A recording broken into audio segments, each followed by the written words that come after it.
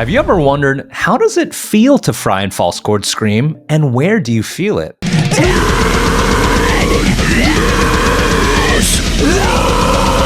Because if you think about it, if you knew how it felt, you'd probably have an easier time being able to recreate these screams. So that's why in this video, I'm gonna answer that question. But as a heads up, there are layers to this question and a whole bunch of twists and turns. And if you're new here, I'm David, a full-time screaming coach since 2019 that's helped over 2,200 students on their screaming journey.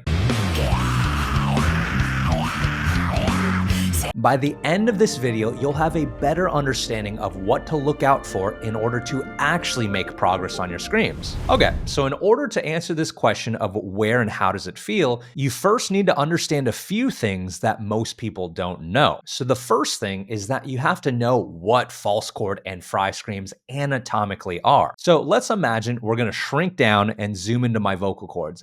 So to the right, this is an image of an open throat, and to the left, this is an image of a closed throat. So if we look at a throat and close these tissues right here, these are called your vocal cords, and if we close them together and get them to sputter like this, you will create a sound like this. Or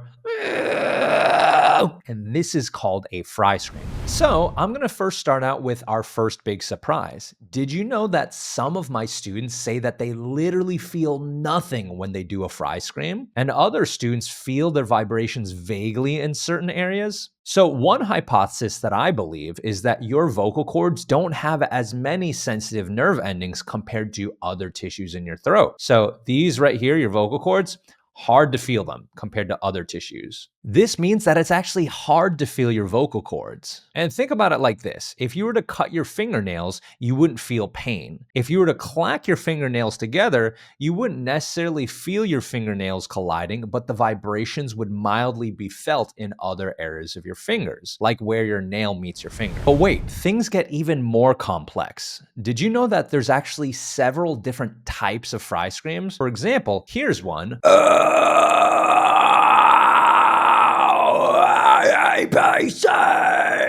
And here's another. So not only is there some people who report feeling nothing and other people report feeling it in different areas, but there's different areas that people claim to feel it depending upon the type of fry scream that they're doing. I'll go over what these areas are in a few minutes, but I actually have a few other bombs I need to drop before we're ready for that. By the way, you can get some of my favorite approaches to do these fry screams by clicking the link in the description. All right, back to the video. And here's the next bomb. Okay, so a few minutes ago, I explained what fry screams are, but to explain how to feel the screams, I need to explain what the next scream is. Okay, so if you take these tissues right here and flap them, they create a sort of crunchy and flappy distortion known as false chord screams. And by the way, it's hard to tell from this image that they can flap, but they absolutely can. And when you do it correctly, it might sound something like this.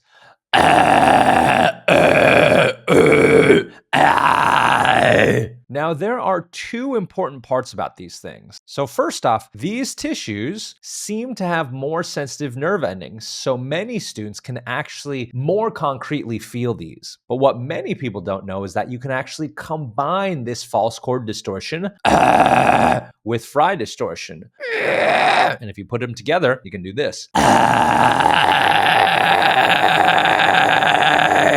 Now, if you notice, I can adjust the amount of fry and false chord distortion that I'm leaning into. For example, if I want majority false chord distortion and very little fry distortion, I could sound like this. If I want to kind of lean a little bit more and have a 50-50 blend of fry and false chord.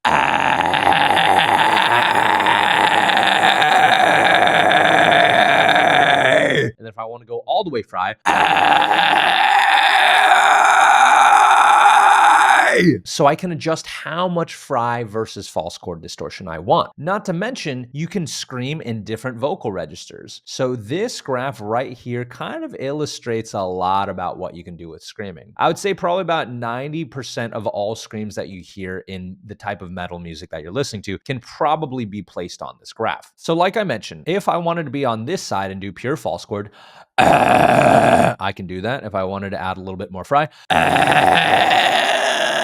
then I could bring it all the way over here. And wherever I choose to be along this x-axis, then I can choose to be along this y-axis. So for example, if I wanted to do a chest voice false chord, I can totally do that. Okay, so at this point, I just want to re-summarize. First, we've gone over the fact that your vocal cords don't have as many sensitive nerve endings. So some people find it difficult to know how to feel their fry at all. So the second thing is that there are multiple different types of fry screams, and each of these different fry screams feel a little differently. And the third thing is that you can combine fry screams with false chord screams to varying degrees. Okay, so now here's where things get even more interesting. So oftentimes people aren't doing a pure fry or a pure false chord scream. Oftentimes people think they're doing a false chord scream, like a pure false chord scream, but they're actually adding a little bit or a lot of fry to it. And same thing, there's many people I've met who think that they're doing a fry scream, but unbeknownst to them, they're adding a little bit of false chords to it. So this means that even people telling you, oh, I feel it here or I feel it there, fundamentally, sometimes they're not even doing the scream that they think that they're doing. So for example, if somebody thinks that they're doing a fry scream, but they're actually doing a bit of a hybrid where there's a little bit of false chord distortion in it, then people end up feeling their false chords and incorrectly attributing that to their fry screams. And remember, there's not as many sensitive nerve endings on your vocal cords. So for some people, it's actually hard to feel their fry. So as a result, some people could easily say, oh, I feel it in this particular area, when in reality, they're actually just feeling their false chords and they can't feel their fry. Hopefully that makes sense. As you can see, this can set up incorrect expectations, where if someone's telling you that if they feel their fry in a certain place, but they themselves are doing a hybrid and they themselves are unaware of it, they may be pointing you in the wrong direction. Now, with that being said, let me tell you where many students who are cleanly isolating their fry and false chord screams are feeling it. So many people, not everyone,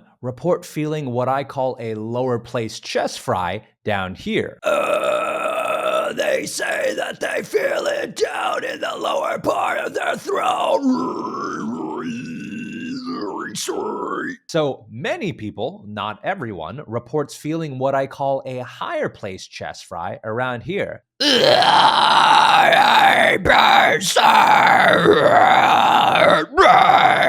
And many people report feeling what I call a head voice fry scream, generally up here.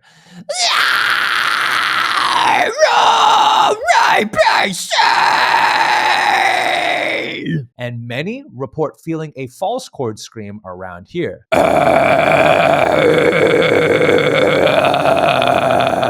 And if you want to know how to pull off these different screams, then check out the free training in the description to get some of my favorite techniques. Okay, so what if I told you that there's a better way of telling if you're doing your screams correctly? One that doesn't have to rely on you navigating these nuances as much. Well, there is a method that does work better for some people. In my opinion, a better way to tell if you're doing the right screams is to try and train your ear and rely on being able to hear when you're doing things correctly. Now, like everything else, there is nuance. There are layers to this. The first thing that you need to know is that if you're new to screaming, there will 100% be a difference between how you think you sound versus how you actually sound. This is because when you're screaming and practicing with no technology and recording devices, you are hearing a version of your vocals where the bass frequencies are boosted and the treble frequencies are minimized. Why? Because you are hearing the vibrations vibrate within your skull in real time. And this difference matters because it could end up making you think you sound good, but you actually don't sound that good. And I would know because I've been humbled by recordings of myself many, many times. And here's a demo of me thinking that I'm sounding sick. But when I listened back to this, I was like, oh man, I'm so far that I need to stop. So this is why, to use your ear to tell if you're doing it correctly, you first need to record yourself and get in the habit of that. A good microphone and a dog goes a long way. That's not mandatory, but it does help. Okay, so now you know how to record yourself to listen to the real you. What are the right sounds to listen for? Well, like I mentioned, there's different types of fry screams and false chord screams. But in general, I would say that for fry screams, you want to look out for more of a wet, gurgly, bubbly, smooth sound, like if you're doing a fry scream in your head or upper chest voice, we're looking for a thinner sound. If you're doing a fry scream in your lower chest voice, we're looking for a more of a full sound. For false chord screams, in my opinion, you want to get more of a crunchy, rumbly, and flappy sound. But remember how I said you could blend between them? This is where things can get a bit confusing, but in general, the more you lean into the wet, gurgly sound, the more fry you're doing, whereas the more you lean into the crunchy, rumbly sound, the more false chord you're getting.